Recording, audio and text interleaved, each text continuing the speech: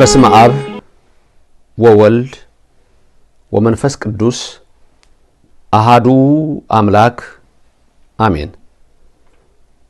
ባላችሁበት ስፍራ ሰላምታዬ ይድረሳችሁ። አበው ካህናት ቡራኪያችሁ ይድረሰኝ። አበው ካህናት ቡራኪያችሁ ይድረሰኝ። አሃው ዲያቆናት እንዲሁም ደግሞ የቤተክርስቲያን ጌጦች ምእመናን፣ አባቶች፣ እናቶች፣ ወንድሞች፣ እህቶች፣ እግዚአብሔር የሚወዳችሁ ሕፃናት ጭምር የእግዚአብሔር ሰላም ከሁላችን ጋር ይሁን። እንደምን አላችሁልኝ?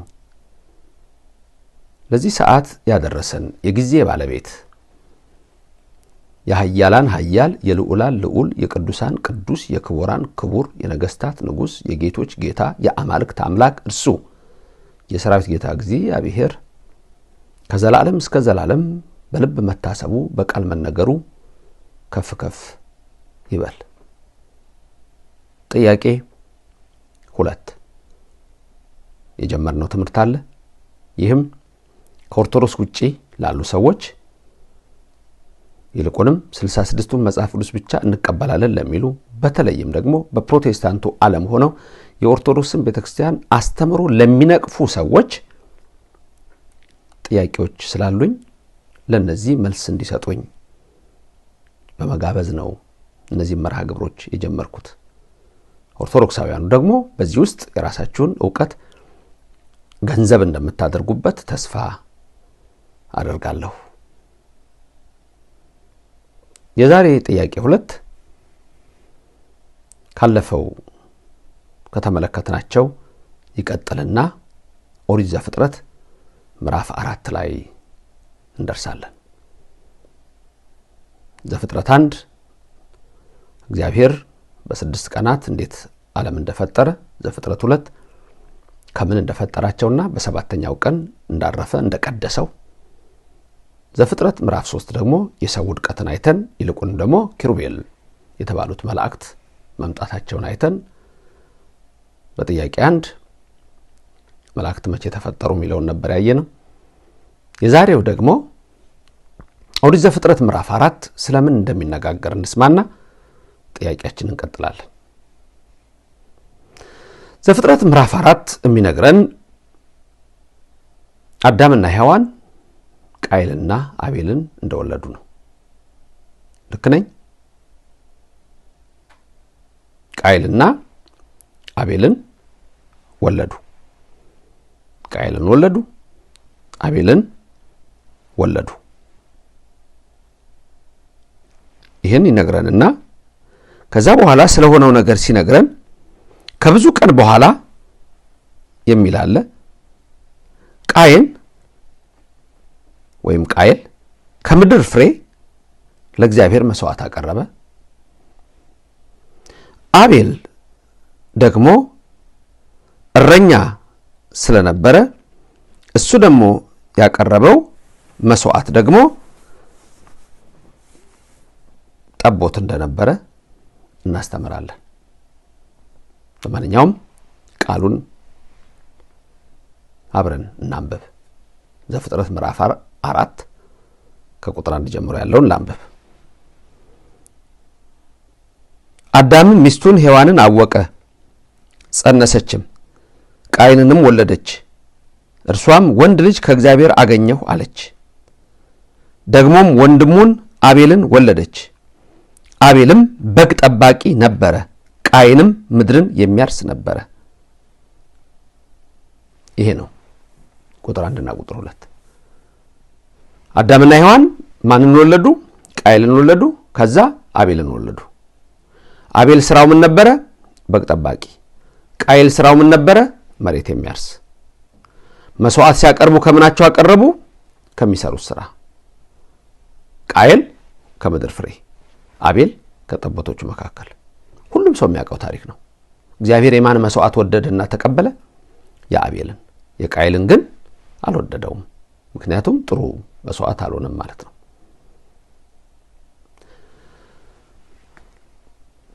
ይህን ታሪክ ይዛችሁ ከዛ በኋላ ቃየል እንደተቆጣ እንመለከታለን። መቆጣት ብቻ አይደለም፣ ወንድሙ አቤልን በምድረ በዳ እንደገደለው መጽሐፉ ይነግረናል።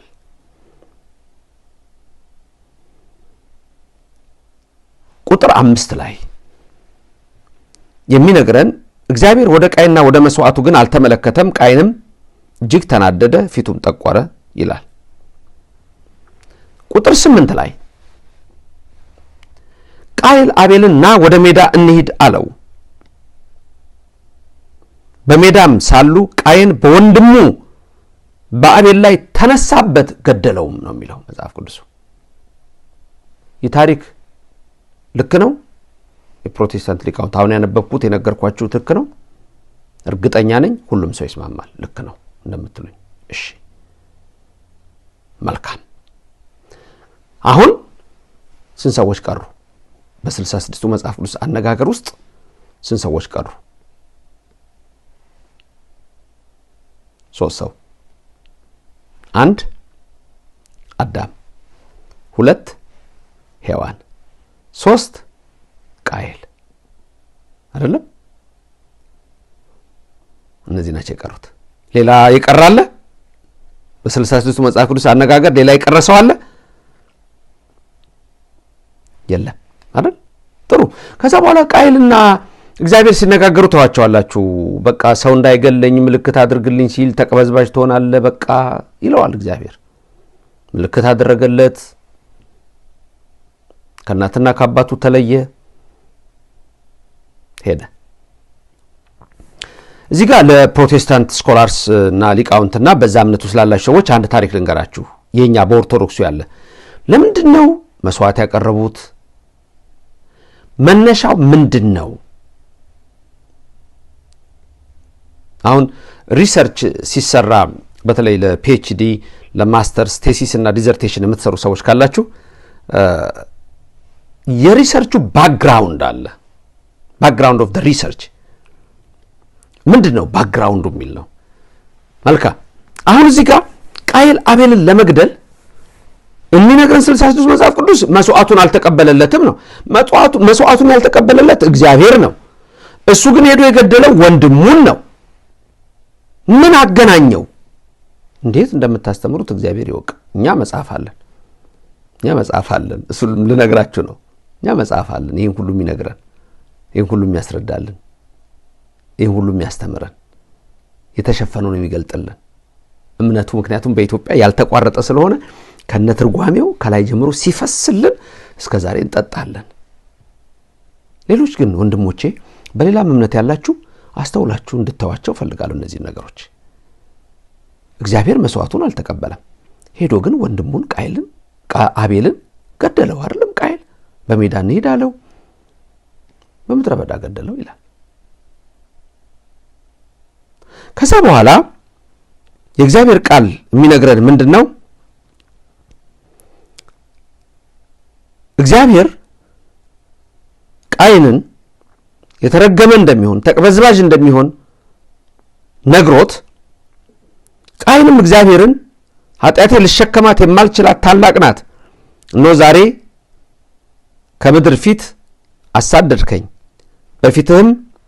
ከፊትህም እሰወራለሁ፣ በምድር ላይ ኮብላይና ተቅበዝባዥ እሆናለሁ፣ የሚያገኘኝም ሁሉ ይገድለኛል ብሎ ለእግዚአብሔር ነገረው። ከዛ እግዚአብሔር እርሱን አለው፣ እንግዲህ ቃየንን የገደለ ሁሉ 7 እጥፍ ይበቀልበታል።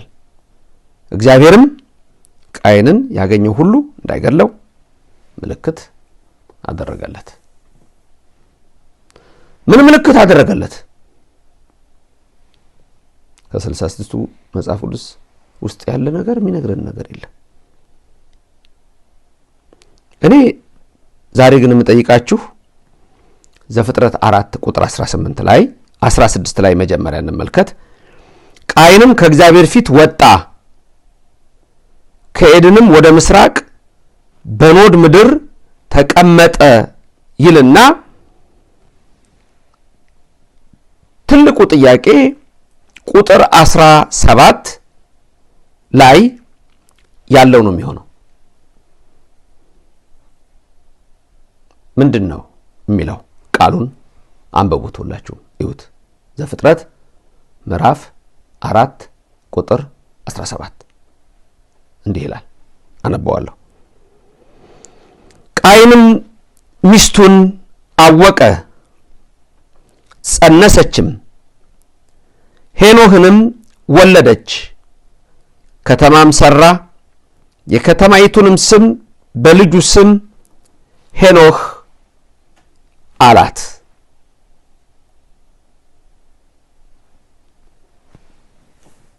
እሺ ጥያቄ 2 እንግዲህ ይሄ ነው ምንድነው ጥያቄው ገብቷችኋል ቃየን ኬት አምጥቶ ሚስት አገባ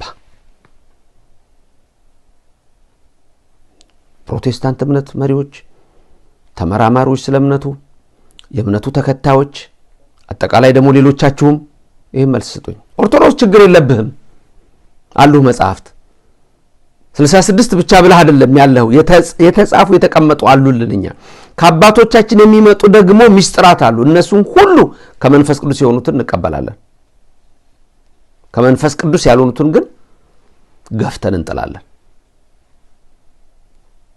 ስለዚህ መጽሐፉ የሚነግረን 66ቱ መጽሐፍ ቅዱስ ውስጥ አዳምና ሔዋን ቃየንን ወለዱ አቤልን ወለዱ ቃየን ምድር ያርሳል አቤል በግ ይጠብቃል መስዋዕት አቀረቡ እግዚአብሔር ወደ ቃየንና ወደ መስዋዕቱ አልተመለከተም ቃየንም ተናደደ ተበሳጨ ከዛ ወንድሙን ና እንሂድ አለና ወደ ምድረ በዳ ከወሰደው በኋላ ገደለው እቺ ሴት ከየት መጣች የቃየን ሚስት በእኛ እንደውም ልንገራችሁና 2 ናቸው በዝርዝሩ እሱ አሁን አያስፈልጋችሁም ጥያቄው ላይ ነው ያለሁት ከየት መጣች እስቲ ንገሩ እቺ ሴት ከየት ነው መጣችው ተዋልደዋል ከዛ በፊት በስተዋል እንዳትሉ ደግሞ ቁልፍ ነገር አለ እሱም ቁጥር 25 ላይ እዛው ዘፍጥረት ምዕራፍ 4 ላይ ሴትን መቼ እንደወለዱ ይነግራቸዋል ሴት ማለት ምትክ ማለት ነው ምትክነቱም ለአቤል ነው የአቤል ምትክ ነው ቃየል ገዳይ ስለሆነ አልተፈቀደም አልተወደደም ቃሉን ተመልከቱት ለማንኛውም ኦሪት ዘፍጥረት ምዕራፍ 4 ቁጥር 25 እንዲህ ይላል አዳምም ደግሞ ሚስቱን አወቀ ሚስት አዳም ሚስቱን አወቀ አለችዋ ሚስት ማ ሔዋን ተጽፎልናል ችግር የለም ሔዋን አለችው ሚስት ስለዚህ አወቀ ማለት ግንኙነት አደረጉ ከዛ በኋላ ወንድ ልጅ ወለደች ስሙንም ደግሞ ቃየን በገደለው በአቤል ፈንታ እግዚአብሔር ሌላ ዘር ተክቶልኛል ስትል ሴት አለችው ሴት የሚለው አሁን እዚህ ጋር የጾታ አይደለም ሴት ስም ነው የወንድ ስም ነው እኛ ሀገር ምትኩ እንደሚባለው አይነት ስም ምትክ እንደሚባለው አይነት ያለ ስም ነው አንደርሰው የራሱን ያገሩን ስም አይወድም ብዙ ጊዜ የውጭ ስም ስለሚያወጣ ይሄም ደግሞ ደስ አይልህም አንዳንድ ሰው ምትክ ማለት ነው ሴት ስለዚህ አዳም ሚስቱን አወቀ ሲል ማን እንደሆነች ሁላችሁ ማውቃችኋል ሚስቱ ማነች ሔዋን ነች አለቀ በነገራችን ላይ ሞደርን ስኮላርስ በጣም ያወሩት የተዛባ ታሪክ አለ በዚህኛው ርዕስ አንመለከተውም ስለ ሊሊዝ ሌላ ጊዜ እሱን እናነሳለን አሁን ግን ልብ በሉ ቃየል አቤልን ገደለው መጽሐፉ የሚነግረን 66ቱ መጀመሪያ ቃየንን ወለዱ ከዛ በኋላ አቤልን ወለዱ ቃየል አቤልን ገደለው ከዛ በኋላ ወደ ሜዳ እንውጣለው በዛ ገደለው ተጽፎ እንደሚቀመጠው ከዛ በኋላ ግን መጽሐፉ ምንድነው ያለን ቃየን ሚስት አገባ ልጅ ወለደ እያለ ነው የሚነግረን ሚስቱን አወቀ ጸነሰችም ሄኖህን ወለደች ዘፍጥረት 4:17 ስለዚህ ምን መልሳላችሁ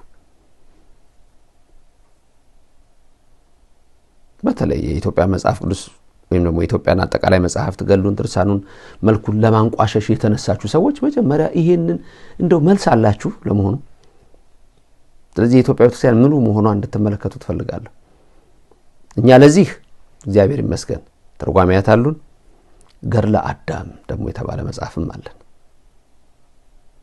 አሁን ብዙ ሰው የውጭው ዓለም እያየው ያለ እየተቀበለው ያለ አለ እና ከዚህ የተነሳ ለዚህ ነው ኢትዮጵያ ቤተክርስቲያን የተሟላ መጽሐፍት አሏት። እንደገና ደግሞ ትርጓሜም አላት። በመጀመሪያው ክፍል መግቢያ ትምህርት ላይ ስነግራችሁ እነ ማርቲን ሉተር ሶላ ስክሪፕቹራ ሲሉ ኖ ትራዲሽን የሚል ነው ዋናው ኮንሰፕቱ። 66 መጽሐፍ ቅዱስ ብቻ ብለው ትራዲሽን ይሄ ከአባቶች መጣ የሚባል ነገር አንፈልግም ነው ያሉት። ይሄ ሁሉ ነገር ነው አብሮ የጠፋው ጀርመኒ ላይ። አያችሁ ስለ አፍሪካ እነ ፍሬድሪክ ሄግል የሞደርን ሂስትሪ ፋደር የሚባልም ብሪቴን ውስጥ ያለ ሂስቶሪያን አፍሪካ had no history ይላሉ። አፍሪካ ምንም ታሪክ የላትም ለሌላ ዓለም የምትነግረው ይላሉ። አሁን ብዙዎቹ የአፍሪካ ሊቃውንት ደግሞ ኦራል ትራዲሽን እኮ አለን ወደሚል ነው። ምክንያቱም ሪትን የሆነ ዶክመንት ስለሌላቸው። ኢትዮጵያ ስትመጣ ግን ሪትን ዶክመንት አለ፣ ኦራል ዶክመንት አለ፣ ኦራል ትራዲሽን አለ፣ ሴክሬት ትራዲሽኖች አሉ። ይሄ ዝም ብሎ ተራውን አይደለም። ባህል ብዙ ጊዜ ሳስተምር አንድ ሰው አልገባውም ከዚህ በፊትም ብያቸዋለሁ። ባህል ዳይናሚክስ ነው ብሎ ባህል ዳይናሚክስ የሚሆነው የዓለማዊው ነው። የሃይማኖቱ ግን በዛው ይሄዳል። የማይቀር ነገር አለ። ስርዓት ይሆናል። የሃይማኖታዊ ስርዓት ነው። ባህል ምን ነው እኮ የሚባል የሚደረግ ለማለት ነው እንጂ ይሄ ዝም ብሎ ተራውን ነገሮች አይደለም። የሃይማኖት ነገሮች ናቸው። እነዛን ሃይማኖት ነገሮች የምንጠብቃቸው ናቸው ለዘላለም። ይትባሃል ይያልንም በየቦታው የምንጠራቸው እኛ አሉን። ይሄ እንግዲህ ወደፊት በሰፊው እንማርበታለን። እግዚአብሔር እድሜና ጸጋውን ይስጠን። አሁን ግን ጥያቄው እንዳይዘነጋ እንጂ እንዴ ኬታ መጣ ሚስት ቃይን ኬት መጣች እጂ ሴት ተወለደች የሚል የለም። እዚህ ጋር ነበረች የሚል የለም። ወይስ ሌላ ፍጥረት አለ ብላችሁ ታስባላችሁ? ሌላ ቦታ አሉ የተፈጠሩ ሰዎች? ምክንያቱም አንዳንዴ በውጭ ዓለም ሲፈላሰፉ ብዙ የሚያወሩት ነገር አለ። አሁን የኖህን የጥፋቷን እኮ አይቀበሉም። በውጭ ሀገር ያሉ የሞደርን የፕሮቴስታንት ስኮላርስ እኮ አይቀበሉም። ታውቃላችሁ ፊክሽን ነው እኮ ነው የሚሉት። ፊክሽን ነው ይላሉ። አንዳንዶቹ ደግሞ ኮፒ የተደረገ ነው። ኬት ከጊልጊሜሽ ኤፒክ ኦፍ ጊልጊሜሽ የሚባል አለ። ባቢሎን የጥንት ከዛ የተወሰደ ነው ብለው ያስባሉ። መጽሐፍ ቅዱስን በቃ ዜሮ ለማድረግ ጀርመን ውስጥ ስለ መጽሐፍ ቅዱስ ሳስተምር እነግራቸዋለሁ። መጽሐፍ ቅዱስን ራሱ እንዴት እንደከፋፈሉት ይሄንን እከሌን የጻፈው ይሄን ሙሴን የጻፈው እኮ አይሉም፣ አይቀበሉም እኮ ሞደርን ስኮላርስ ሙሴን የጻፈው አይቀበሉም። ወዴት እንደምትሄደው ጀርመኒ ወይም ደግሞ ሌሎች አውሮፓ ሀገሮች ለምንድን ነው የፕሮቴስታንት እምነት እየተዉ እንደገና ወደ አለማመን የሄዱት? ይሄ ነው። ንደው አፍርሰው አሁን ደግሞ ወደ አፍሪካ መጣው ማፍረስ፣ በተለይ ኢትዮጵያ ገድሉን ማጥፋት፣ ድርሳናቱን መጥፋት። ከዛ ወዴት ሊቀጥሉ ነው? መጽሐፍ ቅዱስ ላይ ሊመጡ ነው። መጽሐፍ ቅዱስን ሊያጠፉ፣ ታሪክ ሊያጠፉ፣ ባህል ሊያጠፉ ማጥፋት ነው። አፍሪካን ዜሮ ማድረግ ነው። ጭልጭል የምትል ኢትዮጵያ የምትባላለች፣ ሌላው ሂስትሪ የለውም ተብሎ ጭልጭል የምትላለች። ስለዚህ ሊያጠፉልን ነው እንጂ ሌላ ነገር የለውም። ስለዚህ የፕሮቴስታንት ሊቃውንት ይሄን ነገር አስባችሁታል? መቼም ስትማሩ ስለ አፍሪካ ዲኮሎናይዝድ ኤፒስቲሞሎጂ ኮንሰፕትን የምትማሩ ይመስለኛል። ኤፒስቲሞሎጂ ዋን ኦፍ ዘ ብራንች ኦፍ ፊሎሶፊ ነው። ኤፒስቲሞሎጂ ኖሌጅ ማለት ነው። ኤፒስቲሞሎጂ ማለት ዲኮሎናይዝድ ኖሌጅ ነው ኮንሰፕቱ። ምክንያቱም ሎካል ኖሌጅ፣ ትራዲሽናል ኖሌጅ አሉ፣ ኢንዲጂነስ ኖሌጅ አሉ በተለያየ ቦታ። በኢትዮጵያ ደግሞ እነዚህ ሁሉ ተቀምረው ተዋህደው ተቀምመው የተዘጋጁት እንዳልኳችሁ በቅድስት የኢትዮጵያ ቤተክርስቲያን ውስጥ ነው። ይሄው እንግዲህ መጽሐፉ 66 መጽሐፍ ቅዱስ ነው የምትቀበሉት። እንማማር፣ ንገሩኝ ከየት ሚስት አምጥቶ ቃየል አገባ? እኛ አለን ብያቸዋለሁ። ትርጓሜ ያለን በትርጓሜ ተቀምጦልናል።